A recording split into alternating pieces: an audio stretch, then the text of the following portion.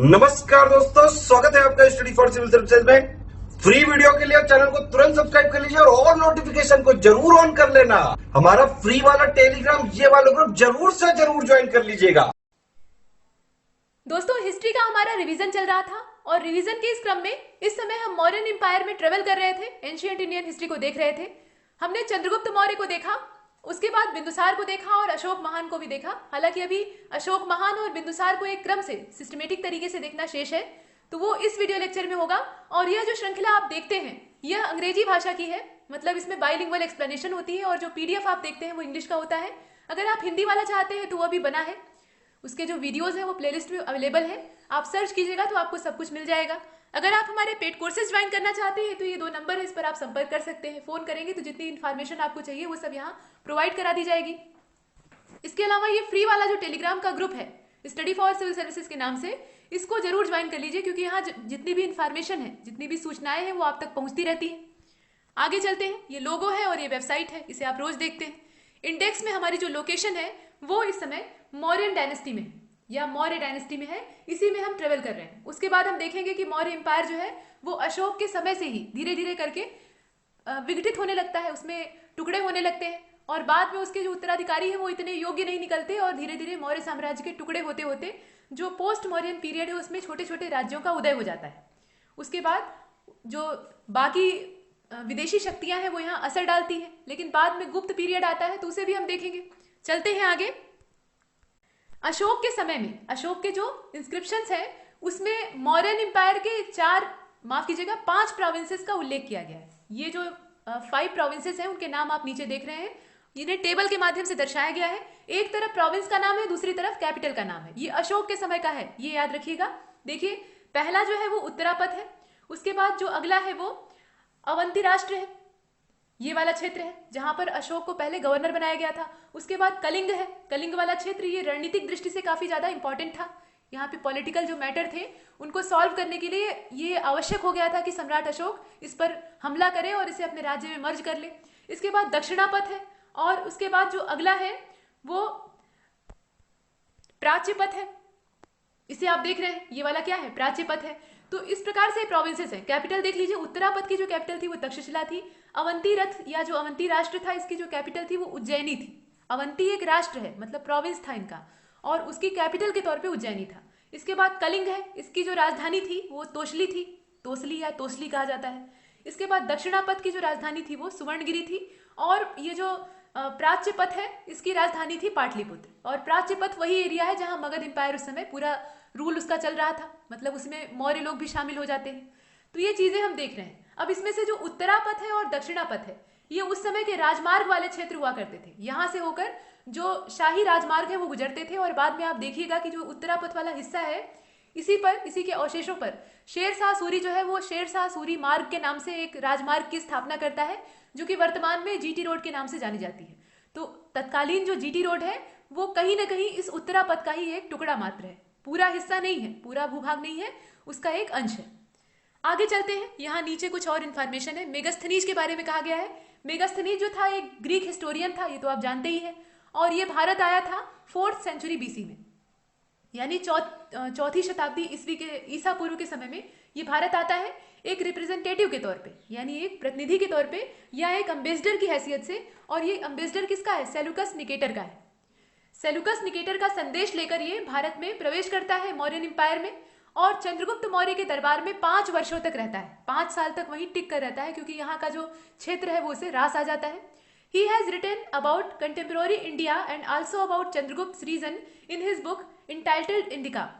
Indica नाम की जो इसकी किताब है उसमें ये तत्कालीन जो क्षेत्र है, मतलब मौर्यन एम्पायर है, उसके बारे में और अपनी समकालीन परिस्थितियों के बारे में और सबसे बढ़कर चंद्रगुप्त मौर्य के शासन क्षेत्र के बारे में बहुत कुछ लिखता है। इंडिका में पूरा मौर्यन एम्पायर का अच्छा खासा ब्यौरा दिया गया है।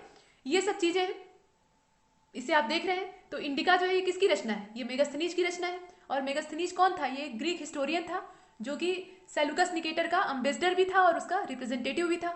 इसके बाद देख लीजिए municipal administration of Pataliputra. Municipal administration जो था पाटलिपुत्र का, पाटलिपुत्र टाउन का, is describe in Megasthenes Indica according to this book. मतलब यहाँ पे मेगास्थनीज की जो इंडिका है उसमें म्यूनिसिपल जो ढांचा यहाँ का था उसके बारे में ब्यौरा दिया गया है। और पाटलिपुत्र जो था वो ग्रामीण सभ्यता वाला नहीं था, वहां पे नगरीय स्थिति थी। बाद में गुप्त काल का जब पतन होता है तब तक पाटलिपुत्र गांव में तब्दील हो जाता है, लेकिन इस समय ये पूरा डेवलप कंट्री के तौर पे, मतलब एक डेवलप क्षेत्र के तौर पर देखा जाता था। कंट्री तो पूरा हमारा देश है। अब यहाँ देख लीजिए, अकॉर्डिंग टू दिस बुक यानी इंडिका के हिसाब से, इंडिका में क्या कहा गया है कि Pataliputra was govern by 30 member municipal council. मतलब 30 सदस्यीय एक म्यूनिसिपल काउंसिल होती थी जो कि पाटलिपुत्र में गवर्न करती थी, पाटलिपुत्र के प्रशासन को नियंत्रित करती थी। और it was divided into 6 main committees, और इसमें जो है 6 मेन कमेटी बटी हुई थी। मतलब 6 कमेटियों में इसको भी बांट दिया गया था, यानी प्रशासनिक ढांचा काफी ज्यादा स्ट्रांग था। अब यहाँ आप देख रहे हैं इन कमेटियों को, ये देखिए, पहले तो 30 मेंबर थे म्यूनिसिपल काउंसिल में और उसके बाद उसमें भी 6 मेन कमेटी हो जाती हैं। और प्रत्येक जो 6 कमेटियां हैं उसमें 5-5 सदस्यों का बंटवारा किया जाता है। मतलब कहने का तात्पर्य ये है कि 30 लोग रहते हैं, 30 मुख्य लोग रहते हैं जो कि पूरे पाटलिपुत्र नगर के प्रशासन को देखते हैं, ये मेगास्थनीज का कहना है। और इनके लिए 6 कमेटियां बनाई जाती हैं। तो 6 कमेटियों में, मतलब 6 संस्थाओं में अगर 30 लोगों को बांटना हो तो आप क्या करेंगे, 6 से 30 में भाग दे देंगे, ऐसे डिवाइड कर देंगे, तो 6 बचे 30, यानी प्रत्येक कमेटी में 5-5 सदस्य होते थे। यहाँ गणित का नियम लगा सकते हैं। आगे चलते हैं। अब देखिए, ये जो मेंबर्स थे ये करते क्या थे, ये नगर प्रशासन की देखरेख करते थे। अब देख लीजिए, यहाँ कहा गया है the 6th board was responsible for the collection of sales tax. जो सेल्स टैक्स था उसके कलेक्शन के लिए जो 6वां इसमें बोर्ड था, 6 समितियां थी ना, तो जो 6वां बोर्ड था वो रिस्पॉन्सिबल होता था। This board made sure that every citizen must pay 1/10 of their earning as sale tax. मतलब यह जो बोर्ड था ये इस बात को निश्चित करवाता था, सुनिश्चित करवाता था कि प्रत्येक नागरिक जितना भी पे कर रहा है वो कितना होना चाहिए, 1/10 होना चाहिए उसकी अर्निंग का। और ये जो कर था ये सेल टैक्स के नाम पे वसूला जाता था। The culprit were punished with death sentence. जो अपराधी होते थे या गुनहगार होते थे उनको मौत की सजा दी जाती थी। ये चीजें हैं। डेथ सेंटेंस का मतलब ये है कि वहां पे सजा देने का तरीका अलग अलग होता था, ये नहीं कि फांसी ही चढ़ाते थे, कुल मिलाकर मार डालते थे। और बहुत बार ऐसा होता था कि अगर कल्प्रिट का जो गुनाह है वो बहुत ज्यादा नहीं है तो उसके दोनों हाथ काट कर उसको छोड़ दिया जाता था। खासतौर पे चोरी वाले अपराधों में अक्सर ऐसा ही होता था। तो जब कठोर दंड विधान रहेगा, मतलब जो सजा है वो अच्छी खासी रहेगी, तो जो अपराधी हैं वो अपराध करने से डरेंगे। तो यहाँ जो कल्प्रिट होते थे उनका खुद ही साहस नहीं होता था, वो खुद ही एक्सेप्ट कर लेते थे कि हाँ मैंने ही किया है। और सही बात तो यह है कि करने का साहस नहीं करते थे। इस प्रकार की चीजें हैं।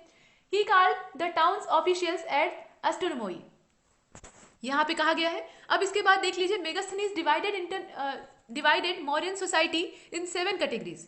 यहाँ पर दोस्तों जो ये शब्द इस्तेमाल किया गया है ना, ये अधिकारी का नाम है जो कि उस समय ऑफिशियल जो टाउन ऑफिशियल्स होते थे उनके लिए यूज किया जाता था।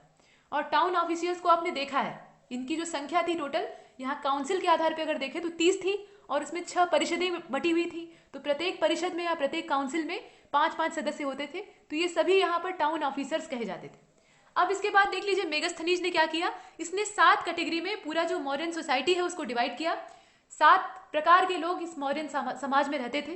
कौन कौन से हैं, तो फिलोसफर है, पहले नंबर पे दार्शनिक आते थे। इसके बाद फार्मर्स होते थे। इसके बाद जो हेड्समैन है वो होते थे। इसके बाद आर्टिशियंस होते थे, कलाकारों का भी एक कुनबा होता था। मिलिट्री वाले लोग होते थे, मतलब ये सोल्जर्स होते थे। उसके बाद जो यहाँ पे ओवरसीज हैं वो होते थे। और इसके अलावा एसेसर्स होते थे। ये अलग अलग 7 वैरायटी है जो कि मेगास्थनीज के द्वारा डिवाइड की गई। और मेगास्थनीज ने अपनी इंडिका में ऐसा लिखा है कि भारत में दास प्रथा जो स्लेवरी थी वो नहीं पाई जाती थी, जबकि सही बात नहीं है। मेगास्थनीज ने ऐसा क्यों लिखा, मेगास्थनीज की इंडिका को अगर आप पढ़िएगा, उसका जो अनुवाद है, ट्रांसलेशन उसको देखिएगा, तो उसमें भारत की सिर्फ तारीफ की गई है, चंद्रगुप्त मौर्य के प्रशासन की सिर्फ प्रशंसा की गई है और कुछ नहीं किया गया है। तो इतनी ज्यादा तारीफ क्यों, जबकि सही बात यह है कि हर एम्पायर में कुछ ना कुछ अवगुण भी होते हैं, सिर्फ गुण ही नहीं होता। यह भी नहीं हो सकता कि पूरी प्रजा जो है वो एकदम खुशी में डूबी रहे। समाज का कोई ना कोई तबका ऐसा जरूर होगा जो कि एकदम से अनसेटिस्फाइड होगा, लेकिन मेगास्थनीज ने उन सब का जिक्र ही नहीं किया है। इसका रीजन यही है, कारण यही है कि मेगास्थनीज एक राजदूत था, अम्बेसडर था, और वो सेल्यूकस निकेटर के राजदूत या उसके प्रतिनिधि के तौर पे भारत में यानी मौर्यन एम्पायर में प्रवेश करता है। अब चाणक्य उसके लीडर बनते हैं, यानी चाणक्य उसके गाइड बनते हैं, और चाणक्य उसको जहां जहां ले जाते हैं और जो जो दिखाते हैं वही चीजें वो देख पाता है। उसके अलावा अपनी ओर से कोई प्रयास नहीं कर पाता, उसकी अपनी सीमाएं होती हैं। और इस वजह से चाणक्य खराब चीज क्यों दिखाएंगे? चाणक्य हमेशा अच्छा दिखाएंगे, क्योंकि कोई भी अपने घर का खराब हिस्सा तो दिखाएगा नहीं मेहमान को। जो अच्छा वाला एकदम ड्राइंग रूम है सजा सजाया, वही दिखाएगा। स्टोर रूम में तो ले नहीं जाते। वही चीज है, मेगास्थनीज को बढ़िया वाला एरिया दिखाया जाता है, और इसके चलते इसके मन में ये धारणा बन जाती है कि भारत सही में सोने की चिड़िया है। उसके अंदर जरा भी अवगुण नहीं है। यहाँ तक कि वो कहता है कि सोना उगलने वाली चींटियां होती थी, मतलब वो चींटियां जो होती थी वो सोना उगलती थी। इस प्रकार की चीजें दिखाई देती हैं। तो मेगास्थनीज का ऐसा विवरण यहाँ प्राप्त होता है। और इसने कहा कि दास नहीं पाए जाते, जबकि अर्थशास्त्र में कहा गया है कि दास पाए जाते हैं। उन्हें भी हम देखेंगे। No one could marry beyond his caste and no one could occupy different profession from his category. Megasthenes ने ये चीज जरूर कही है कि कोई भी अपने जाति से बाहर अंतरजातीय विवाह नहीं कर सकता था, और अपने जो उनका प्रोफेशन है, उनका जो पैतृक व्यवसाय है, उससे बाहर जाकर कोई काम नहीं कर सकता था। यानी वर्ण व्यवस्था की बहुत कड़ाई यहाँ पर विद्यमान थी। ये मेगास्थनीज ने कहा है। इसे हमने देखा। इसके बाद Mauryan emperor play a major role in the development of culture, art and literature. जो मौर्य साम्राज्य था या मौर्यन जो सम्राट थे, उन्होंने एक महत्वपूर्ण रोल अदा किया कल्चर, आर्ट और लिटरेचर के डेवलपमेंट में। चंद्रगुप्त मौर्य का जो एम्पायर था वो स्प्रेड था पूरा ईरान से लेकर, मतलब उसकी जो सीमाएं हैं उसको बताने का प्रयास किया जा रहा है। तो spread over from Iran in north west. North west में अगर देखा जाए तो इसका जो फैलाव था वो ईरान तक था। पीछे आपने कजाकिस्तान और किर्गिजिस्तान वाला क्षेत्र देखा है, मतलब ईरान तक ये लगा हुआ था।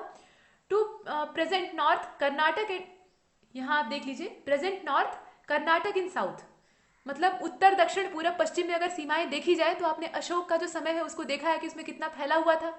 चंद्रगुप्त मौर्य का साम्राज्य उतना बड़ा नहीं था जितना अशोक का है, लेकिन काफी बड़ा ये भी था। तो इसमें ईरान तक इसकी जो पश्चिमी वाली सीमाएं हैं वो फैली हुई है। इसके बाद जो वेस्ट है वहां वाला एरिया दिया हुआ है, और इसके बाद कर्नाटक साउथ में अगर देखिए, साउथ में किसी को भी फैलना बड़ा मुश्किल होता था, तो कर्नाटक तक ये फैले हुए थे, मतलब इनका विस्तार था। और कर्नाटक में ही जाकर ये अपने प्राण त्यागता है श्रवणबेलगोला में अंतिम में। भाग और बलि, ये दो प्रकार के रेवेन्यू या टैक्स हैं। ये एंशियंट इंडिया में काफी प्रचलित थे। अकॉर्डिंग टू अर्थशास्त्र, अर्थशास्त्र के हिसाब से king was the owner of the land. पूरी जमीन का जो मालिक था वो राजा होता था। मौर्य साम्राज्य की सबसे बड़ी विशेषता यही है कि इसमें पूरे राज्य को एक केंद्रीकृत प्रशासन में बदला गया है, मतलब साम्राज्य के टुकड़े नहीं है, सामंतवादी नहीं है। यहाँ पर एक राजा होता है और वही सबको कंट्रोल में रखता है। ये अखंड भारत का मूल सूत्र बिंदु था। अब यहाँ पर आप देख सकते हैं कि किंग जो था ये पूरे लैंड का ऑनर होता था। He had a share in produce from land, मतलब जो लैंड का प्रोडक्शन होता था, जमीन से जो भी उपज होती थी उसमें उसका हिस्सा होता था। क्यों हिस्सा होता था? क्योंकि जमीन उसकी थी, ऐसा अर्थशास्त्र का कहना है। This tax was known as bhag, where as bali was also a source of revenue. मतलब ये जो टैक्स होता था जो कि राजा अपने हिस्से के रूप में वसूलता था, हिस्से को ही कहते हैं भाग या पार्ट, तो इसी को कहा जाता था भाग। और इसके अलावा बलि नाम का एक और रेवेन्यू का सोर्स होता था। यहाँ आप देख सकते हैं agronomoi was known as district officer. ये डिस्ट्रिक्ट ऑफिसर होता था जिसका नाम था अग्रोनमोई। ये रेवेन्यू कलेक्ट करने में सहयोग करता था। और सबसे बड़ी बात यह है कि बलि क्या था, तो बलि का मतलब होता है चढ़ावा। ये वाला जो कर होता था भाग, ये जनता को एकदम कंपलसरी होता था देना, लेकिन बलि वाला जो कर था ये जनता अपनी स्वेच्छा से देती थी, मतलब अपने राजा को खुश करने के लिए उपहार देती थी, और उसी उपहार को बलि कहा जाता था। इसके बाद कुछ और चीजें हैं। यहाँ पर शुल्काध्यक्ष का नाम लिखा हुआ है। तो शुल्काध्यक्ष जो था ये use to collect various trade and service tax, and Akaradhyaksha control mines. अलग अलग जो डिपार्टमेंट थे उन्हें आपने पीछे देख ही लिया है, उसी का यहाँ जिक्र किया गया है। शुल्काध्यक्ष का काम था वेरियस जो ट्रेड और सर्विस टैक्स हैं उनको कलेक्ट करना, ये इसके जिम्मे था। उसी प्रकार से जो अकाराध्यक्ष था वो माइंस पे कंट्रोल करता था, यानी खदानों पर नियंत्रण स्थापित करता था कि वहां से मनमाना खनन तो नहीं हो रहा है, और जो कुछ भी खनिज यानी मिनरल्स वहां से खोद कर निकाले जा रहे हैं वो राज्य के कोष तक पहुंच रहे हैं या नहीं, उसमें कोई बीच में कालाबाजारी तो नहीं हो रही है। इसके लिए अकाराध्यक्ष को अपॉइंट किया जाता था। इसके बाद कहा गया है the maintenance of crown land was done by Sitadhyaksha. जो क्राउन लैंड होता था उसके मेंटेनेंस का जिम्मा सीताध्यक्ष के पास होता था। ये सब मौर्यन पीरियड की बात हो रही है। और revenue collected through this tax was known as sita. यहाँ पर मौर्यन एम्पायर की या मौर्यन जो टाइम पीरियड है उसमें अगर देखा जाए तो सीता शब्द का मतलब था ये रेवेन्यू टैक्स होता था, पहली चीज, यानी भूमि कर होता था, और ये जो सीताध्यक्ष है उसके द्वारा वसूला जाता था। ये राजा की राजसी जमीन होती थी, राजकीय जमीन होती थी। आगे चलते हैं। Revenue collection was regulated by समाहर्ता। ये जो समाहर्ता है ये रेवेन्यू कलेक्शन का काम करता था। मतलब उसे रेगुलेट करने का काम करता था मौर्यन मिनिस्ट्रियल काउंसिल में। मतलब ये मौर्यन मिनिस्ट्रियल काउंसिल जो होती थी, आपने पीछे काउंसिल्स का नाम देखा है, तो उसमें से ये एक होता था। इसके बाद अंतपाल, अंतपाल शब्द एक इस्तेमाल किया गया है। तो ये किस प्रकार के होते थे? Looked after border forts while the Pradeshta was administrator of commissionaries. यहाँ पर दो प्रकार के अधिकारियों का उल्लेख किया गया है, एक बाहर वाला होता था और एक अंदर वाला होता था। तो जो अंतपाल या अंतपाल होता था, ये बॉर्डर की देखरेख का काम करता था। मतलब ये नहीं कि ये बीएसएफ का हिस्सा होता था। ये जो बॉर्डर के फोर्ट होते थे, यानी सीमावर्ती दुर्ग होते थे, जो सीमाएं हैं उन पर फोर्ट बनाने की जरूरत क्यों हुई, ऐसा आपको क्या लगता है? मतलब इसके पीछे क्या कारण हो सकता है? वहां पर किलेबंदी इसलिए की गई ताकि वहां सेना की एक टुकड़ी हमेशा रहे, और सेना की टुकड़ी अगर वहां हमेशा रहेगी तो कभी भी कोई बाहरी आक्रमण होता है तो लोग तैयार रहेंगे, मतलब वहीं पर उसे रोक लेंगे। और इसी को नियंत्रित करने के लिए अंतपाल की वहां पर नियुक्ति की जाती थी। और अंदर वाला जो एडमिनिस्ट्रेशन है कमिश्नरीज का, उसको कंट्रोल में करने का काम ये प्रदेष्टा का होता था। प्रदेष्टा को आपने देखा ही है पीछे। आगे चलते हैं। इसके बाद Mauryan officer Pautavadhyaksha was in charge of यहाँ इन और चार्ज दूर दे दिया है। ये इंचार्ज होता था किसका? वेट्स और मेजरमेंट डिपार्टमेंट का, मतलब माप तोल जो बांट विभाग था उसका ये मुखिया होता था। While Panyadhyaksha was in charge of commerce department. जो पण्याध्यक्ष था ये कॉमर्स डिपार्टमेंट का इंचार्ज होता था। इसी प्रकार से सूनाध्यक्ष को आपने देखा, ये बूचड़ खाने का यानी स्लॉटर हाउस का हेड होता था। और जो पशुओं की बलि से संबंधित जितने भी काम हैं, जितने भी क्रियाकलाप हैं, कितने पशुओं को यहाँ पे बलि चढ़ाना है, मतलब कितने पशु एक दिन में कटेंगे, कहाँ से पशुओं को इकट्ठा किया जा रहा है, वो किसी बीमारी से ग्रसित है या नहीं, ये भी बात है यहाँ पर। मांस खाने से भी बहुत तरह के रोग होते हैं, ये आप जानते हैं। मतलब पशु के अंदर अगर कोई संक्रमण होगा तो वो आपको हो जाएगा, इसमें कोई संदेह नहीं है। तो यहाँ इसकी भी जांच पड़ताल का काम करना ये इसके जिम्मे होता था। मतलब ये देखना कि पशु कहीं बीमार तो नहीं है, तो बीमार पशु को यहाँ काटा नहीं जाता था, इस प्रकार से होता था। तो ये स्लॉटर हाउस का हेड होता था। अब इसके बाद यहाँ एक शब्द इस्तेमाल किया गया है, ये एक तरह का पेनाल्टी था। पेनाल्टी किस चीज का? तो आइए पहले इसका नाम देखते हैं। इसका नाम है पंकोदक सन्निरोधे। अच्छा शब्द है ना? तो पंक का मतलब होता है कीचड़, और सन्निरोधे का मतलब इस पर प्रतिबंध लगाने वाला। तो पंक मतलब कीचड़, पंकज जो कमल के लिए इस्तेमाल होने वाला पर्यायवाची है, तो पंकज मतलब क्या? पंख से जन्मा। उसी प्रकार से पंकोदक सन्निरोधे है was a penalty in Mauryan administration for throwing dirt और causing mud and water to collect on the road. मतलब सड़क पर बेवजह पानी फैलाने, कीचड़ क्रिएट करने। आज के समय में लोग अपने जो सप्लाई के पाइप होते हैं उनकी रिपेयरिंग नहीं करवाते, वो जगह जगह से टूट जाते हैं तो सड़क पे कीचड़ हो जाता है, या कीचड़ फैलाने का काम खुद भी करते हैं। घर को धो दिए और जो बाहर की गली है वो कीचड़ में डूब गई, लोग उसी कचरे में पैर रख के जा रहे हैं। तो इस प्रकार की गंदगी फैलाने, कीचड़ और पानी फैलाने का जो जुर्म होता था, उसकी एवज में इन्हें पेनाल्टी इनके ऊपर लगाई जाती थी, और उस पेनाल्टी का नाम होता था पंकोदक सन्निरोधे, मतलब हर्जाना देना पड़ता था। अब इसके बाद देख लीजिए, यहाँ पे अर्थशास्त्र में दो प्रकार के जो कोर्ट हैं उनका मेंशन किया गया है। दो प्रकार के न्यायालयों को यहाँ उल्लिखित किया गया है। तो देख लीजिए, पहला जो था ये धर्म महामात्र के नाम से उल्लिखित है यहाँ पर पहला शब्द, और दूसरा जो है वो कंटक शोधन के नाम से उल्लिखित है। दोनों का काम क्या होता था? जो धर्म महामात्र होता था, which is analogous with modern civil court, ये जो वर्तमान में सिविल कोर्ट्स हैं उनकी तरह से काम करता था। जितने भी सिविल मैटर्स होते थे वो यहाँ पे सॉल्व किए जाते थे। ठीक उसी प्रकार से जो कंटक शोधन होता था, ये जो वर्तमान में क्रिमिनल कोर्ट हैं, जहाँ पे क्रिमिनल केसेस जो फौजदारी वाले मुकदमे हैं हैंडल किए जाते हैं, उस प्रकार का ये काम करता था। तो दो अलग अलग कोर्ट यहाँ पर स्थापित किए गए थे। आप समझ सकते हैं कितना कुशल प्रबंधन रहा होगा। एक ही कोर्ट से काम चल सकता था, लेकिन यहाँ दो कोर्ट स्थापित किए गए ताकि दोनों ही मामलों को सही समय पर निपटाया जा सके। अब इसके बाद देख लीजिए, the town administration was govern by municipalities. जो म्यूनिसिपलिटीज हैं आज के समय की तरह, उस समय भी टाउन का एडमिनिस्ट्रेशन वही देखती थी। During the Mauryan period whose chief was nagarik, और उनका जो हेड होता था उसे नागरिक कहा जाता था, या उसी को कहते थे पूर्व मुख्य या पूर्व मुख्य। Megasthenes mention 6 committees of 5 members municipal council of Pataliputra. जो मेगास्थनीज है उसने पाटलिपुत्र, जिसे कि उसने एक टाउन के तौर पे यहाँ उल्लिखित किया है अपनी इंडिका में, तो उसने कहा है कि 6 कमेटीज होती थी, आपने पीछे देखा है। और इन 6 कमेटीज में कुल मिलाकर जो पूरी काउंसिल होती थी उसमें 30 सदस्य होते थे, और उन 30 मेंबर्स को इन 6 कमेटियों में डिवाइड किया जाता था। तो प्रत्येक कमेटी में 5-5 मेंबर्स होते थे, और ये पूरे म्यूनिसिपल काउंसिल का फॉर्मेशन करते थे। और इन्हीं के जरिए पूरा जो देख रेख है पाटलिपुत्र के प्रशासन का और वहाँ के दैनिक जो क्रियाकलाप है उनका, वो सब होता था। It's third committee maintain the record of registration of birth and death certificates. अब देखिए यहाँ पर कितना कुशल प्रशासन है। जन्म और मृत्यु का भी ब्यौरा दर्ज किया जाता था। जन्म मृत्यु रजिस्टर तैयार करने का काम ये इसी पूरी जो काउंसिल है इसकी तीसरी कमेटी करती थी। इसके जिम्मे यही काम होता था कि कितने लोग पैदा हो रहे हैं उसको रिकॉर्ड करो और कितनी डेथ हो रही है उसको रिकॉर्ड करो। मतलब एक तरह से पूरा नागरिकों का यहाँ ब्यौरा रखा जाता था। This job is still carried out by municipal administration, और आज के समय में भी इस जॉब को जो म्यूनिसिपल एडमिनिस्ट्रेशन है वही करता है। ये वर्तमान समय की बात की जा रही है। तो हमने पीछे देखा है कि जितनी भी हमारी ब्यूरोक्रेसी है या जितना भी हमारा तंत्र है उसमें मौर्यन एम्पायर की जो प्रशासन व्यवस्था थी उसकी बहुत अच्छी झलक दिखाई देती है।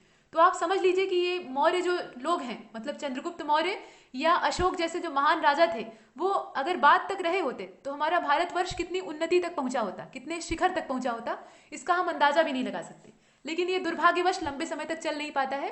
कुछ इसमें अशोक की भी कमियां थी। अशोक ने बाद में जो बुद्धिज्म की ओर अपना रुख मोड़ लिया, कुछ मायनों में तो ये अच्छी बात है कि उसने अहिंसा का रास्ता अपना लिया, लेकिन उसने अपने पंजे तोड़ लिए। एक तरह से अपने पंजे तोड़कर उसने एकदम से हथियार डाल दिए। कुछ और आगे युद्ध अभियान वो करता ही नहीं है, या जो सीमा सुरक्षा है उसका भी काम उसी तक सीमित रह जाता है। उसके बाद के उसके उत्तराधिकारी इस काम को हैंडल नहीं कर पाते।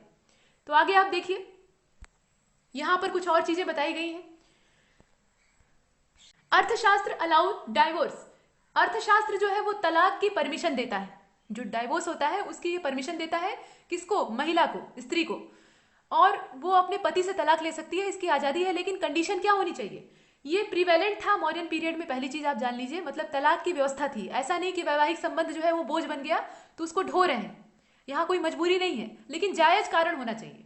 Wife had right to divorce on the basis of, यहाँ पे बेस क्या होता था ये जानना आवश्यक है, long abroad stay of her husband and being physically handicapped.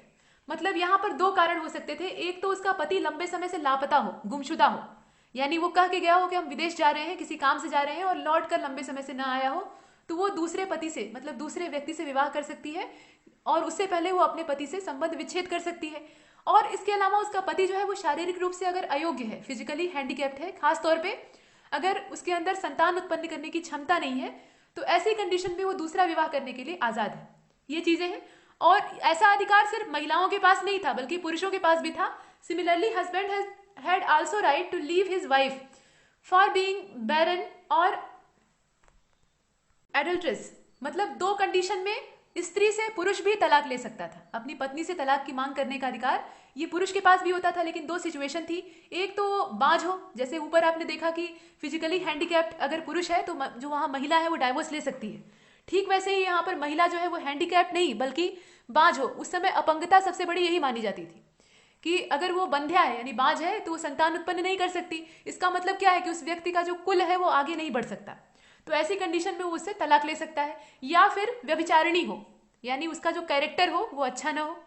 तो इस प्रकार की ढीले कैरेक्टर वाली स्त्रियों के साथ या जो बांझ महिलाएं होती थी उनके साथ उनके पति भी तलाक ले सकते थे। यहाँ एक और सिचुएशन क्रिएट होती थी कि अगर महिला बैरन है, मतलब बांझ है, तो उसकी सहमति प्राप्त करके पति जो है, मतलब अगर स्त्री पति के साथ रहना चाहे तो कोई समस्या नहीं है, पति दूसरा विवाह कर सकता था। यानी अपने कुल को आगे बढ़ाने के लिए दूसरी रानी ले आ सकता था या दूसरी महिला ले आ सकता था, जिससे कि पुत्र या पुत्रियों का जन्म हो सके। इस प्रकार की चीजें होती थी। तो ये सब हमने देखा, मतलब महिला और पुरुष दोनों के पास राइट्स थे मौर्यन एम्पायर में। आगे चलते हैं। The system to govern villages through autonomous elected panchayat was evolve by Mauryans. जो पंचायतों का आविष्कार है उसको भी करने वाले मौर्य लोग ही थे। मौर्यों ने सबसे पहले पंचायतों की जो अवधारणा है उसको लोगों के सामने रखा। जो गांव का प्रशासन होता था, मतलब ग्रामीण प्रशासन होता था, वो स्वतंत्र होता था। यहाँ सत्ता का विकेंद्रीकरण आपको दिखाई देगा। और इसके इलेक्शन का जो काम है वो पंचायतों का होता था। This custom was the base of village administration during that time. मतलब ये पूरा उस समय का विलेज एडमिनिस्ट्रेशन का बेस होता था। Village assembly was independent to take any decision regarding any matter related to the village in modern period. यहाँ ये कहा गया है कि जो असेंबली होती थी, विलेज असेंबली यानी ग्राम सभा होती थी, उसके पास अपने राइट्स होते थे। वो किसी भी मामले में अपने फैसले को सुना सकती थी और उस पर तत्काल एक्शन ले सकती थी। अब यहाँ पर अगर डिस्प्यूट बहुत बड़ा हो जाता है, विवाद का जो साइज है वो बढ़ जाता है, तो वो विवाद अंतिम में राजा के पास पहुंचता था। लेकिन ऐसी कंडीशन पैदा ही नहीं होती थी, बीच में ही उसे सॉल्व कर लिया जाता था। मतलब यहाँ पे पंचायतें, जो ग्राम सभाएं थी, वो काफी इंडिपेंडेंट थी, स्वतंत्र थी। ये हमने देखा। इसके बाद कुछ और चीजें यहाँ कही गई हैं। ये मनुस्मृति का उल्लेख किया गया है। मनुस्मृति जो है ये महाराज मनु की कानून की किताब कही जाती है। तो इसमें ऐसा मेंशन किया गया है क्लियरली, यहाँ कहा गया है कि 38th जो पार्ट है मनुस्मृति का, उसमें ये कहा गया है कि a widower whose wife is death, माफ कीजिएगा, dead could remarry, but a widow whose husband is dead was not permitted to remarriage. मतलब यहाँ पर भेदभाव दर्शाया गया है। देखिए मनु जो थे, महाराज मनु, इन्हें ब्राह्मणवादी कहा जाता है क्योंकि ये ब्राह्मणों का बहुत ज्यादा पक्ष लेते थे और इसीलिए ब्राह्मणों को आजकल मनुवादी की संज्ञा दे दी जाती है, जो ज्यादा धर्म की बात करते हैं। तो ये सही नहीं है। जाति पाति का भेदभाव कभी भी अच्छा नहीं होता। ये समाज में विसंगति पैदा करता है और समाज को कमजोर करता है। कोई भी साम्राज्य कमजोर होने लगेगा। अब यहाँ पे महाराज मनु जो है ये यही काम करते हैं। ये विद्वान रहते हैं, अव्वल दर्जे के योग्य राजा भी रहते हैं, इसमें कोई डाउट नहीं है। लेकिन जो इनकी ब्राह्मणवादी मानसिकता रहती है, इसके चलते ये बहुत सारी जो भेदभाव वाली चीजें हैं वो खड़ी कर देते हैं। तो मनुस्मृति को जाने देते हैं क्योंकि उसका सिर्फ यहाँ जिक्र किया गया है और इसका जो 38वां भाग है उस पर चर्चा करते हैं। देखिए इसमें यह कहा गया है कि कोई पुरुष जिसकी पत्नी मर गई हो, पत्नी की मृत्यु हो गई हो, मतलब वो विधुर हो गया हो, तो वो फिर से विवाह कर सकता है। लेकिन वही चीज स्त्री पर अलाउड नहीं होती है। महिला अगर विधवा हो जाए तो वो फिर से शादी नहीं कर सकती। अब लीजिए यहाँ ये कौन सी बात हुई, लेकिन ऐसा था। अब इसके बाद देखिए, the foreign invader who did not follow priestly custom और ट्रेडिशंस, यहाँ पर जो शक, कुषाण और हूण, इसके अलावा जो प्रतिहार होते थे उनके संदर्भ में ये कानून था, वर स्टेटेड एज फॉलन क्षत्रियस। इन्हें फॉलन क्षत्रिय के तौर पे यानी क्षत्रपों के तौर पे यहाँ एज्यूम किया गया है। ये कहाँ पर ब्यौरा मिलता है, मनुस्मृति के बारे में ही कहा जा रहा है। मतलब ये बाहरी लोग थे, जैसे कि शक है, कुषाण है, हूण है, हूणों के आक्रमणों को आप देखेंगे। इसके अलावा प्रतिहार है। ये लोग कहाँ से आए थे, बाहर से आए थे और ये भारत का जो ट्रेड ब्यौरा था या स्ट्रक्चर था उसको फॉलो नहीं करते थे। इनका अपना तौर तरीका था। तो ये भी क्षत्रियों की संज्ञा में रखे गए थे, लेकिन कैसे, फॉलन यानी निम्न कोटि के। इसके बाद देखिए, लास्ट मौर्यन इंपरर वाज, यहाँ पे आप देख सकते हैं बृहद्रथ। ये जो था ये सबसे अंतिम मौर्यन इंपरर था, बृहद्रथ। और बृहद्रथ का जो कमांडर था पुष्यमित्र शुंग, वो इसे मारकर 184 बीसी में सिंहासन पर कब्जा कर लेता है। और इस प्रकार से पुष्यमित्र शुंग जो है यहाँ एक ब्राह्मणवादी जो डायनेस्टी है उसको स्थापित करता है। और इसका एस्टेब्लिशमेंट जो डेट है उसको याद रखिएगा, 184। ये जो डायनेस्टी है ये पुष्यमित्र शुंग के नाम पे, शुंग डायनेस्टी के नाम से जानी जाती है। यहाँ ये कहा गया है कि ये फेनेटिक ब्राह्मण था, इसके संबंध में कहा गया है। ये शुरुआती दौर में क्या था, ये अंतिम जो मौर्यन इंपरर है बृहद्रथ, उसका सेनापति था, उसका कमांडर था। अब इसके बाद देखिए, जो पुष्यमित्र शुंग था इसके बारे में कहा गया है कि ही कंप्लीटेड 2 अश्वमेध यज्ञ। इसने 2 अश्वमेध यज्ञों को पूर्ण किया था। These 2 events were organized in the supervision of Patanjali. और इसमें जो यज्ञ के पुरोहित थे वो पतंजलि थे। पतंजलि को आजकल बाबा रामदेव के टैग पे ज्यादा जाना जाता है, लेकिन ये योग गुरु थे। मतलब भारत में योग का जो आरंभ है वो इन्हीं से माना जाता है। और भी बहुत सारी जो विद्वता से भरी हुई जानकारियां हैं वो इनके ग्रंथ से प्राप्त होती हैं। पतंजलि का जो ग्रंथ है उसमें सबसे फेमस कौन है, महाभाष्य है। तो महाभाष्य से हमें बहुत सारी इंफॉर्मेशन जो तत्कालीन है वो प्राप्त होती है। ये अश्वमेध यज्ञ करवाने वाले पुरोहित थे और अश्वमेध करने वाला जो राजा था वो पुष्यमित्र शुंग था। यहां आप देख लीजिए, हु रोट महाभाष्य। सम्राट अशोक के बाद उसके जितने भी उत्तराधिकारी होते हैं यानी सक्सेसर होते हैं वो अयोग्य सिद्ध होते हैं। उनके अंदर उतनी योग्यता नहीं होती है या वो अपने साम्राज्य को सुरक्षित करने पर ध्यान नहीं देते। और इसीलिए अंत में ये जो बृहद्रथ है ये शिकार बन जाता है अपने कमांडर का। अंदर वाले षड्यंत्र इसको लील लेते हैं और यहाँ पर एक नई डायनेस्टी स्थापित होती है, उसे आप देख भी रहे हैं। अब देख लीजिए, the last king of Shunga dynasty. Shunga dynasty का भी जैसे शुरुआत हुई थी वैसे अंत भी होगा। कोई भी राजवंश एकदम चिरकालिक तो हो नहीं सकता, उसका भी कभी न कभी समापन होता है। कोई भी सभ्यता ही क्यों न हो, जैसे आप सिंधु घाटी सभ्यता को देख लीजिए, कितनी विकसित नगरीय सभ्यता थी लेकिन अंत में उसका भी पतन होता है। तो कारण कुछ भी हो लेकिन पतन होता है। तो यहाँ डिक्लाइनेशन होता है शुंग डायनेस्टी का। और इसका जो लास्ट किंग है वो कौन है, ये देवभूति है। इसका नाम याद रखिएगा। शुरुआती जो नाम होता है वो याद रखना है और बीच वाले अगर कोई इंपॉर्टेंट है तो उनका नाम याद रखना है। और जो लास्ट वाला है वो महत्वपूर्ण होता है कि कौन जो है वो हटता है तो उसकी जगह कौन आता है। इस तरह से प्रश्न बनते हैं। Devabhuti was killed by conspiracy of his amatya. इसका जो अमात्य था देवभूति का, वह षड्यंत्र करता है और उसी के षड्यंत्र के चलते मारा जाता है। इसका नाम था वसुदेव। मतलब देवभूति के अमात्य का नाम था वसुदेव। और अकॉर्डिंग टू वायु पुराण, जो वायु पुराण है उसके अकॉर्डिंग हमें इस बात की जानकारी प्राप्त होती है। आप जानते हैं दोस्तों कि पुराणों की संख्या जो है 18 है और प्रत्येक पुराण से किसी न किसी राजवंश की जो झलक है या जानकारी है वो हमें प्राप्त होती है, और राजवंशों के जो राजा हैं उनका नाम भी प्राप्त होता है, उनकी वंशावली प्राप्त होती है। तो यहाँ जो वायु पुराण है, इससे हमें ये पता चलता है कि the last ruler of Kanva dynasty, Kanva dynasty की स्थापना किसने की थी? यही वसुदेव ने की थी। तो इसका जो लास्ट रूलर था, शासक था, वो सुशर्मा था, और सुशर्मा को हटाने का काम ये आंध्र सर्वेंट सिमुक के द्वारा किया जाता है। मतलब यहाँ क्रम आप जान लीजिए, सबसे पहले तो शुंग डायनेस्टी है। शुंग डायनेस्टी कहाँ पर आती है? ये जो मौर्य साम्राज्य है उसी के खंडहरों पर खड़ी होती है, मतलब उसी का जो ध्वस्त अवशेष है उस पर पुष्यमित्र शुंग के द्वारा खड़ी की जाती है, बृहद्रथ को मारकर। अब पुष्यमित्र शुंग की जो डायनेस्टी है उसका सबसे अंतिम शासक होता है यहाँ पर देवभूति, और देवभूति को मारने वाला उसी का अमात्य है वसुदेव। वसुदेव देवभूति को मारकर सिंहासन पर कब्जा करता है, और यहाँ से कर्ण वंश की नींव पड़ती है। कर्ण डायनेस्टी को आप देख रहे हैं। और कण्व डायनेस्टी में जो अंतिम शासक था वो था सुशर्मा। सुशर्मा को मारकर या उसको उसके स्थान से हटाकर उसी का एक सेवक, उसी का एक दास रहता है जो कि आंध्र कुल का रहता है, ये है सिमुक। ये आंध्र सातवाहन वंश की नींव डालता है। तो इस प्रकार से ये आगे बढ़ने वाला क्रम है, मतलब पोस्ट मौर्य नीरा को हम देख रहे हैं। यहां तक हमने देखा। अब एक बार अशोक की ओर वापस लौट चलते हैं। यहाँ ये कहा गया है कि अशोक ने लुम्बिनी को अपने राज्याभिषेक के 20वें साल में विजिट किया था। कोरोनेशन का जो 20वां वर्ष था उसमें। To mark the birth place of Buddha, ये चीजें हमने पीछे देखी हैं। यहाँ पर रुम्बिनदेही पिलर की स्थापना की जाती है, और इसके अलावा यहाँ जो टैक्स था, रिलीजियस टैक्स था, उसको माफ कर दिया जाता है। इसके अलावा जो रेवेन्यू टैक्स था उसको भी यहाँ पर काफी कम कर दिया जाता है, मतलब 16 से इसे 18 पर ले आते हैं। इस प्रकार से ऐसा क्यों करते हैं? क्योंकि ये बुद्ध का बर्थ प्लेस है। इसके बाद Ashokan stone pillar are not the part of architectural structure. यहाँ ये कहा गया है कि अशोक के जो स्टोन पिलर्स हैं वो आर्किटेक्चरल स्ट्रक्चर के पार्ट नहीं है, but these are distinct sculptures. लेकिन ये डिस्टिंक्ट स्कल्पचर के तौर पे देखे जाते हैं ये चीजें। भब्रू इंस्क्रिप्शन को देख लीजिए, काफी खास है, इस पे प्रश्न बनते हैं। भब्रू इंस्क्रिप्शन में ये कहा गया है, मतलब सिद्ध किया गया है कि अशोक एज बुद्धिस्ट, मतलब अशोक जो था वो एक बौद्ध था। बाद में बौद्ध बनता है, लेकिन इसमें ये प्रमाण दिया गया है कि ये बौद्ध धर्म को एक्सेप्ट कर चुका था। इन द सेम इंस्क्रिप्शन, इसी समान अभिलेख में, ही रिफर्ड हिमसेल्फ प्रियदर्शी राजा मगध। मगध का राजा प्रियदर्शी, इस नाम से ये अपने आप को संबोधित करता है, और इसका उल्लेख भी हमें भब्रू अभिलेख से प्राप्त होता है। किंग ऑफ मगध, ये आपने देखा।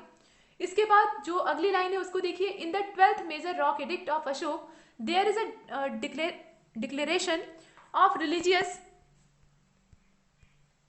Religious longevity and growth of essence of all communities. मतलब यहाँ पर यह कहा गया है जो 12वां मेजर रॉक एडिक्ट है अशोक का, उसमें सभी प्रकार के धर्मों और सभी प्रकार की जितनी कम्युनिटीज हैं उनको वृद्धि करने का अधिकार है। यानी सर्वधर्म संभाव की जो भावना है उसको यहाँ पर अशोक ने व्यक्त किया है, जाहिर किया है। ये जो आप रॉक एडिक्ट्स को देखते हैं ना, मतलब इनकी संख्या टोटल वैसे बड़े वाले जो है उनकी 14 है। इससे अशोक के विचारों का पता लगता है, उसका जो पॉइंट ऑफ व्यू था उसका यहाँ से पूरा जो कच्चा चिट्ठा है वो मालूम होता है। और ये जो पॉइंट ऑफ व्यू है ये कलिंग विजय के बाद का है। हालांकि उससे पहले का भी इसमें ब्यौरा दर्ज किया गया है, लेकिन उसकी जो मानसिकता है वो कलिंग विजय के बाद की है। आगे चलते हैं। Kalsi is located in Dehradun district of Uttarakhand. ये कलसी वाला जो क्षेत्र है, इसको आपने पीछे नाम देखा है, ये है कहाँ पे? तो ये देहरादून जिले में है, और ये देहरादून उत्तराखंड में आता है। पहले यूपी का ही हिस्सा था। इट इज मोस्ट फेमस, माफ कीजिएगा, it is famous for Ashokan rock edict. ये अशोक के रॉक एडिक्ट के लिए काफी फेमस है। आप जानते हैं कि पहले उत्तराखंड जो था ये उत्तरांचल के नाम से जाना जाता था, और ये उत्तर प्रदेश का ही हिस्सा था। ये तो बहुत बाद में ये बट के अलग हो गया। अब आगे चलते हैं। यहाँ देख लीजिए द रॉक एडिक्ट से 2 and 13। यहाँ देख लीजिए इनकी संख्या दी हुई है, तो संख्या आपको याद होनी चाहिए, मतलब कौन सा जो रॉक एडिक्ट है वो किस चीज को उल्लिखित कर रहा है। जो 2nd रॉक एडिक्ट है और उसके बाद जो 13 है वो अशोक का ये बताने की कोशिश करता है about the Sangam kingdom of Chola, Pandya और सतीयपुत्र, इसके अलावा केरलपुत्र। मतलब जो संगम किंगडम था, संगम राज्य थे, चोल, पांडे और इसके अलावा सतीयपुत्र और केरलपुत्र के नाम से यहाँ उल्लिखित है। इनका जिक्र यहाँ से प्राप्त होता है, मतलब अशोक इसमें उनके बारे में बताता है। तो इसका मतलब क्या है कि एकदम जो दक्षिण सुदूरवर्ती राज्य है उनका भी इसमें उल्लेख मिल रहा है। Kalinga war and the victory over Kalinga was the greatest event of Ashoka's reign, इसे हमने पीछे देखा है। और जो 13वां शिलालेख है, मतलब 13वां जो बड़ा वाला शिलालेख है, उससे इसकी पूरी जो जानकारी है, साक्ष्य है, वो प्राप्त होते हैं। और इसमें बताया गया है कि कलिंग को ये कॉन्क्वेयर करता है अपने राज्याभिषेक के 8वें वर्ष में। इसके बाद ये जो समय है ये 261 BC का है। तारीख याद रखिएगा, कलिंग विजय की जो तारीख है वो यही दी हुई है। और इसमें ये कहा गया है कि कलिंग के राजा को ये पराजित करके रणनीतिक दृष्टिकोण से, चूंकि कलिंग काफी उपयोगी रहता है, मतलब मौर्यन एम्पायर के लिए काफी मददगार सिद्ध हो सकता था, और अगर इसे अपने वो कब्जे में नहीं लेते तो पॉलिटिकल जो सिचुएशन वहां की है उसको कंट्रोल में नहीं कर पाते। इस वजह से कलिंग पर इन्वेशन होता है, और इसी के बाद अशोक जो है वो हथियार डाल देता है, मतलब जीतता तो है लेकिन यहाँ उसे अपनी गलती का एहसास होता है, हिंसा त्याग देता है। 13th inscription of Ashok provide information that he had cordial relation with 5 यवन किंग। ऐसा यहाँ पर दर्शाया गया है, जो 13वां इंस्क्रिप्शन है अशोक का, उसमें इस प्रकार की इंफॉर्मेशन मिलती है कि इसके ऑफिशियल जो कॉर्डियल रिलेशन थे वो 5 यवन राजाओं के साथ थे। यवन राजाओं के साथ इसके मतलब विदेश से भी इसके संबंध थे। अब देख लीजिए कौन कौन सा है। तो यहाँ पे एंटियोकस का नाम आता है, इसे एंटियोक्स के नाम से दिखाया गया है। एंटियोकस सेकेंड, इसे थ्यूस भी कहा जाता है, ये सीरिया का राजा था। आपने बिंदुसार के समय में भी एंटियोकस को देखा है। इसके बाद जो अगला है वो तुर्मय है। तुर्मय जो था ये टॉलमी द्वितीय फिलाडेल्फस के नाम से जाना जाता था। तुर्मय इसे भारत में संबोधित करते थे, और ये इजिप्ट का रूलर था। इसी प्रकार से एंटाकिनी है, इसे एंटियोकस गोनांटस के नाम से जानते थे, यह मैसिडोनिया का राजा था। इसके बाद मग है और मक्कमास है और मेगारस है, ये सब सीरियन जो रूलर थे उनके लिए यूज किया जाता था। और अलिक सुंदर, या इसी को कहा जाता था एलिरो सेंट्रो, इसका वाजिब नाम क्या था, मतलब असली नाम क्या था, वो था अलेक्जेंडर एपिरस, और ये एपिरस का किंग था। तो इस प्रकार से अलग अलग जो यवन राजा थे उनके साथ इसके संबंध थे अशोक के। आगे चलते हैं। The earliest epigraphic record of land grant on the basis of religion in the India is found in the inscription of Satavahana. जो सातवाहनों का इंस्क्रिप्शन है उससे सबसे पहला जो अर्लीस्ट इपिग्राफिक रिकॉर्ड है वो प्राप्त होता है किस चीज का, तो ये लैंड ग्रांट्स का है, मतलब धर्म के आधार पर जमीन दान देने का जो रिवाज है उसका सबसे पहला प्रमाण हमें सातवाहनों के इंस्क्रिप्शन से प्राप्त होता है। उसमें ऐसा जिक्र किया गया है कि धार्मिक पर्पज से जमीन दान में दी जाती थी। Mauryan emperor did not grant any land और रिलीजियस बेसिस, मतलब यहाँ पर यह कहा गया है कि जो मौर्यन एम्पायर था या जो मौर्यन एम्परर्स थे वो ऐसा नहीं करते थे, और जमीन दान में देना ये राज्य के लिए बहुत ही घातक होता है।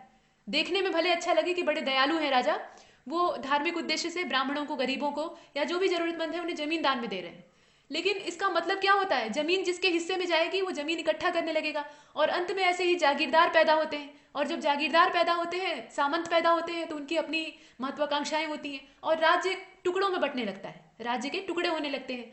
तो यहाँ पर जो मौर्यन इंपरर्स थे जितने भी रहे वो सब ऐसा नहीं करते, वो अपने प्रशासन की मुट्ठी, अपनी प्रशासन का जो कंट्रोल है वो अपनी मुट्ठी में रखते हैं, केंद्रीकृत। यहाँ पर बिखराव जो है सातवाहनों के द्वारा दर्शाया गया है। इसके बाद मौर्यन इंपरर डिड नॉट ग्रांट, वही चीज है, मतलब इन्होंने किसी भी प्रकार का ऐसा ग्रांट नहीं दिया था। और there is no inscription found about peasant revolt against land grant, और यहाँ पर लैंड ग्रांट से जुड़े हुए जो पीजेंट रिवॉल्ट हैं, यानी जो किसानों के विद्रोह हैं, जो वहाँ के रैयत होते थे उनके जो विद्रोह हैं, वो इसमें किसी भी इंस्क्रिप्शन में दर्शाए नहीं गए, मतलब दिखाए नहीं गए। इसका मतलब क्या है कि जनता या जो प्रजा थी वो काफी संतुष्ट थी। Municipal administration of Patliputra town is described in Megasthenes Indica. According to this book, Patliputra was governed by a 30-member municipal council. इसे हमने पीछे देखा है कि 30 सदस्यों वाली एक म्यूनिसिपल काउंसिल होती थी, और इसका उल्लेख मेगास्थनीज ने अपनी पुस्तक इंडिका में किया है। और इसके लिए 6 काउंसिल्स, मतलब 6 प्रकार की समितियों का विकास किया गया था, और इन 6 समितियों में प्रत्येक में 5-5 सदस्य अपॉइंट किए गए थे। जो 6वां बोर्ड होता था वो रिस्पॉन्सिबल होता था कलेक्शन करने के लिए सेल्स टैक्स का, मतलब वो जो सेल्स टैक्स होता था उसको कलेक्ट करता था। This board made sure that every citizen must pay 1/10 of their earning as sales tax to the government, मतलब वही चीज है कि अपनी अर्निंग का जो 1/10 वाला हिस्सा है उसे ये सेल्स टैक्स के तौर पे गवर्नमेंट को पे करेंगे। और जो कल्प्रिट होते थे उनके लिए फिर जो सेंटेंस ऑफ डेथ है वो चुना जाता था, यानी मौत की सजा उन्हें सुनाई जाती थी, और मौत की सजा देने का तरीका थोड़ा भिन्न होता था, इसे हमने देखा। और जो सामान्य चोर उचक्के होते थे उनके हाथ काट के उनको छोड़ दिया जाता था। तो दंड विधान काफी कठोर था, इसलिए लोग अपराध नहीं करते थे। Megasthenes was a Greek historian who came to India in the 4th century BC as a representative और ambassador of Seleucus Nicator. Megasthenes जो था एक ग्रीक हिस्टोरियन था, और ये 4वीं शताब्दी ईसा पूर्व में भारत में आता है एक एम्बेसडर की हैसियत से। और एम्बेसडर ये किसका था, तो सेल्यूकस निकेटर का था, इसे हमने देखा है। ये चंद्रगुप्त मौर्य के दरबार में प्रस्तुत होता है और वहाँ 5 साल तक रहता है। इसने अपनी जितना भी इसका अनुभव था, जितना इसने भारत में या अपने आसपास देखा, और खास तौर पे मौर्य साम्राज्य में रहकर जो इसने अनुभव प्राप्त किया, उसको अपनी किताब इंडिका में लिखा। The description of administration of Patliputra is found in Megasthenes Indica. Megasthenes mention 6 committee, ये हमने पीछे देखा है। और सबसे बड़ी बात इसमें ये कही गई है कि जो एडमिनिस्ट्रेशन था, यहाँ जो 5 मेंबर्स होते थे, प्रत्येक 6 कमिटीज होती थी, उसमें 5-5 सदस्य होते थे, मतलब एक में 5, दूसरे में 5, ऐसे ही छठवें में भी 5। तो ये जो पूरे सदस्य थे, इन्हें एस्ट्रोनोमोई या एग्रोनोमोई कहा जाता था। मतलब इनके लिए जो टाउन ऑफिशियल्स होते थे उनके लिए ये वर्ड यूज किया जाता था। आगे चलते हैं। Modern emperors play an major role in development of culture, art and literature, और इसे हमने पीछे देखा है पिछले वाले वीडियो लेक्चर में या इसी में पीछे जिक्र हुआ होगा।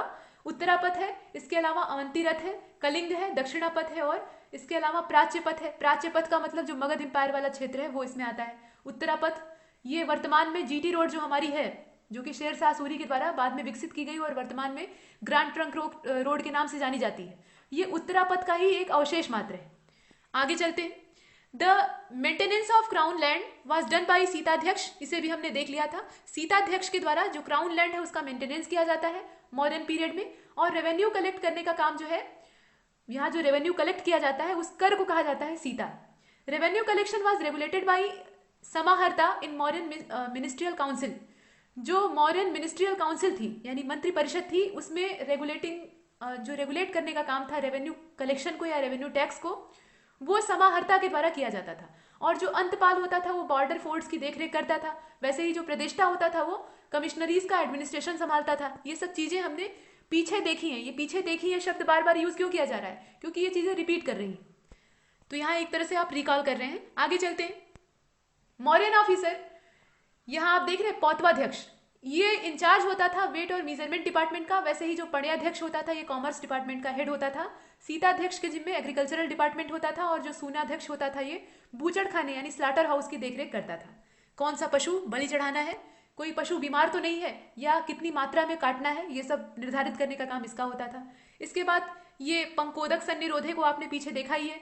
ये एक प्रकार का पेनाल्टी होती थी, मतलब एक जुर्माना होता था जो कि उस आदमी पर आरोपित किया जाता था जो कि राजमार्ग पर कचरा फैलाने का, कीचड़ फैलाने का या पानी फैलाने का काम करता था। पंकोदक सन्निरोधे, पंख का मतलब होता है कीचड़। नालंदा को देख लीजिए, यहाँ से कुछ नई चीज आपको दिखाई दे रही है। Nalanda was an important centre of Buddhist education.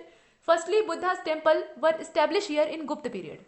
देखिए नालंदा जो है ये बुद्धिस्ट एजुकेशन का इंपॉर्टेंट सेंटर है और पहली बार बुद्ध का जो टेम्पल है वो एस्टेब्लिश किया जाता है गुप्त पीरियड में। यहाँ पर गुप्तों के समय में ये डेवलप होता है, मौर्यों के समय में नहीं।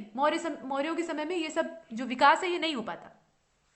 इसके बाद आप नीचे देख सकते हैं तीसरी वाली लाइन में इसकी, excavation of Nalanda prove that the university which was situated here spread 1 mile in length and ½ mile in breadth. यहाँ ये बताया गया है कि यूनिवर्सिटी जो थी उसका जो मेन भवन था, मुख्य बिल्डिंग थी, उसका फैलाव कितना था। मतलब ये 1 मील लंबी थी और ½ मील चौड़ी थी। इसकी लंबाई और चौड़ाई आपको बताई गई है, मील में बताई गई है। इसके बाद तक्षशिला को देख लीजिए। ये सब ज्ञान के उस समय के महत्वपूर्ण केंद्र होते थे। यहाँ लोग दूर दूर से यानी विदेशों से भी सीखने के लिए आते थे। और तक्षशिला के बारे में कहा गया है इज अ मेजर सेंटर, माफ कीजिएगा, वाज अ मेजर सेंटर। इस शब्द तब हम लोग यूज करते जब ये वर्तमान में भी उसी अवस्था में रहता, लेकिन ऐसा है नहीं, अब इसका पूरी तरह से पतन हो गया है।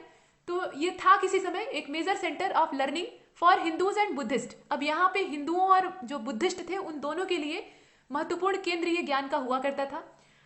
और who came here from all over the world to get education, मतलब यहाँ जो स्कॉलर्स या जो विद्यार्थी के तौर पे लोग आते थे वो दूर दराज के हिस्सों से, मतलब पूरी दुनिया से आते थे। It was situated few miles west of present Islamabad, जो वर्तमान का इस्लामाबाद नगर है पाकिस्तान, वहां से ये कुछ मील की दूरी पर था।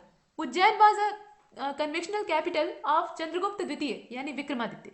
यहाँ पर गुप्त वंशीय शासक की बात की जा रही है, तो चंद्रगुप्त द्वितीय को ही चंद्रगुप्त विक्रमादित्य की उपाधि प्राप्त थी और ये उज्जैन को अपनी राजधानी बनाता है। तो ये चीजें हमने देखी। यहाँ पर तक्षशिला का उल्लेख किया गया है, तो तक्षशिला से आचार्य चाणक्य ने भी शिक्षा पाई थी। विष्णुगुप्त जो है यहाँ से शिक्षा प्राप्त करते हैं। तो इसका मतलब यह है कि बहुत बड़े बड़े जो मानिंद विद्वान होते हैं वो भी यहाँ सीखने के पर्पज से जाते हैं। और आज का समय देख लीजिए, आज के समय में अपने देश से लोग पलायन कर रहे हैं बाहर शिक्षा प्राप्त करने के लिए। किसी विदेशी यूनिवर्सिटी में अगर दाखिला मिल जाए तो पैर जमीन पर रुकते नहीं हैं। आजकल तो वैसे कोरोना की वजह से सब लोग घर में दुबक गए हैं, जो बाहर थे वो भी लौट रहे थे, लेकिन ऐसे सिचुएशन क्या है, और वही फिर भी बाद में भी हो जाएगी कि लोग यहाँ से भागना चाह रहे हैं। यहाँ के जो स्कूल हैं या जो यहाँ की यूनिवर्सिटीज़ हैं वो उतने टॉप में नहीं है जितनी विदेशी है, ऐसा लोगों का मानना है, और उसे विकसित करने पर भी ध्यान नहीं देते। कितना भी डेवलपमेंट का नाम लेते रहे लेकिन डेवलपमेंट असल में होता नहीं है। तो हमारे देश की जो वर्तमान स्थिति है और ये प्राचीन वाली स्थिति, दोनों को कंपेयर करने पे मालूम होता है कि हमारा जो प्राचीन ज्ञान और विज्ञान था वो कितना डेवलप था। आगे चलते हैं। यहाँ देख लीजिए, अर्थशास्त्र में 2 प्रकार के जो कोड्स हैं उनका मेंशन किया गया है, इसे हमने पीछे देखा भी है। एक तो धर्म महात्म्य है और धर्म महामात्र भी इसको कहा जाता था। ये सिविल कोर्ट होता था, यहाँ पे सिविल जो मैटर्स होते थे वो सॉल्व किए जाते थे। वैसे ही कंटक शोधन नाम का जो दूसरा कोर्ट था, यहाँ पे क्रिमिनल कोर्ट के तौर पे इसे यूज किया जाता था। जितने भी फौजदारी के मामले होते थे वो यहाँ हल किए जाते थे। मेगास्थनीज ये चंद्रगुप्त मौर्य के दरबार में आता है। कौन सा विदेशी यात्री जो बाहर से आ रहा है वो किसके दरबार में प्रवेश कर रहा है, किसके समय में आ रहा है, ये जानना आवश्यक है। ठीक वैसे ही जो फाह्यान है ये भारत विजिट करता है कब, चंद्रगुप्त द्वितीय यानी विक्रमादित्य के समय में। Xuanzang visited the court of Harshvardhan, और हर्ष या हर्षवर्धन जो महाराज थे उनके समय में वेनसांग आता है भारत में। इसी प्रकार से ईत्सिंग ये चाइनीज ट्रेवलर था, यह भी 7वीं शताब्दी में भारत में आता है। इस प्रकार से कुछ समय दिया हुआ है, तो कुछ तो शासकों से जोड़कर दिया है और कुछ जो सेंचुरी है उसके हिसाब से दिया है। तो याद रखिएगा, मेगास्थनीज का जो आगमन है ये चंद्रगुप्त मौर्य के समय में होता है। फाह्यान का जो आगमन है ये चंद्रगुप्त विक्रमादित्य के टाइम में होता है। उसी प्रकार से वेनसांग जो है ये हर्ष के समय में आता है। और इसके बाद जो ईत्सिंग है ये 7वीं शताब्दी में भारत में एंटर करता है। ये चीजें हमने देखी। आगे चलते हैं। It is mention clearly in 38 part of Manusmriti. ये वही कहा गया है कि जो पुरुष विधुर हो जाता था उसे दूसरा विवाह करने का अधिकार होता था, लेकिन अगर महिला विधवा हो जाती है यानी उसका पति जो है वो मर जाता है तो वो दूसरा विवाह नहीं कर सकती, उसके पास कोई राइट्स नहीं है। ये भेदभाव वाली जो प्रणाली है यहाँ डेवलप की गई है।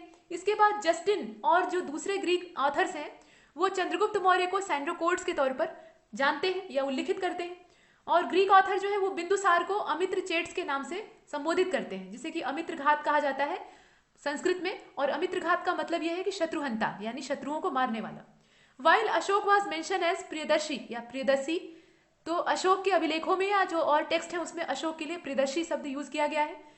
और Vishnugupta is an another name of Chanakya the prime minister of Chandragupta Maurya. और सिर्फ चंद्रगुप्त मौर्य नहीं बल्कि बिंदुसार के समय में भी ये प्राइम मिनिस्टर रहते हैं। तो ये इनका अनदर नेम था, असल में चाणक्य ही अनदर नेम था। असली नाम इनका क्या था, विष्णुगुप्त था। बाद में चाणक्य और कौटिल्य इनका नाम पड़ जाता है। आगे चलते हैं। Indian society according to Indica. अब मेगास्थनीज ने जो कुछ भी यहाँ देखा, हालांकि उसने सिर्फ अच्छी चीजें देखी लेकिन फिर भी काफी कुछ उसने अच्छा लिखा है। उसकी बहुत सारी बातें जो है वो सुनी सुनाई कथाओं पर आधारित है, इसलिए बहुत जगह आपको उसका वर्णन पढ़कर आश्चर्य होगा और हंसी भी आएगी, क्योंकि वो एकदम से कहानियां लिख दिया है, जरा भी उसमें वास्तविकता का कोई टच नहीं है। लेकिन बहुत जगह ऐसी चीजें लिखी गई हैं जो कि तत्कालीन समाज को जानने में काफी सहयोग करती है। तो कोई भी ग्रंथ जो है वो एकदम से संपूर्ण तो होता नहीं है, उसके अंदर कुछ ना कुछ खामियां होती हैं। तो खामी सबसे बड़ी इंडिका की यही है कि उसमें सिर्फ अच्छी बातें, सिर्फ और सिर्फ तारीफ भरी गई है, बुराई रत्ती भर भी नहीं है। और उसका रीजन आपने पीछे वाले वीडियो लेक्चर में सुना है कि वह एक एम्बेसडर था, सेल्यूकस निकेटर का राजदूत था। और राजदूत की हैसियत से कोई भी मेहमान या यात्री जो है अगर हमारे देश में आता है तो उसकी अपनी एक लिमिट होती है। वो पूरे देश में मनमाने तरीके से घूम टहल कर घुमक्कड़ की तरह देख नहीं सकता। वो वहीं वहीं जाएगा जहां जहां राजा का प्रतिनिधि उसे ले जाएगा। और राजा के प्रतिनिधि कौन थे, चाणक्य थे। और चाणक्य को पूछना ही नहीं कि वो कितने बड़े कूटनीतिज्ञ थे। वो मौर्य साम्राज्य का वही हिस्सा इसके सामने यानी मेगास्थनीज के सामने रखते हैं जो कि एकदम स्वर्णिम होता है, सुनहरा होता है। वो वाला हिस्सा दिखाते ही नहीं है जहां बुराइयां होती हैं, लोग दुखी रहते हैं। ऐसा हो ही नहीं सकता कि एम्पायर कोई भी हो, राजा कितना भी अच्छा हो, सभी लोग उससे सेटिस्फाइड हो जाए। कुछ ना कुछ ऐसा तबका जरूर होगा जो कि दुखी होगा। सभी को संतुष्ट करना ये संभव नहीं है। तो मेगास्थनीज उस असंतुष्ट हिस्से को देख ही नहीं पाता है। और यही कारण है कि इंडिका में उसने लिखा है ऐसा। उसने ये लिख दिया है कि दास होते ही नहीं थे, जबकि दास होते थे। अर्थशास्त्र में वो सही बात लिखी गई है। तो देखिए, पीपुल वर रिच, जो मेगास्थनीज है वो लिखता है अपनी इंडिका में कि लोग धनी थे। देयर वॉज नो थेफ्ट, कोई चोर नहीं होता था। और अच्छा मान लीजिए चोर नहीं होता था, ऐसा कहा गया है। तो चोर अगर नहीं होते थे तो सजा देने की क्या आवश्यकता पड़ती थी।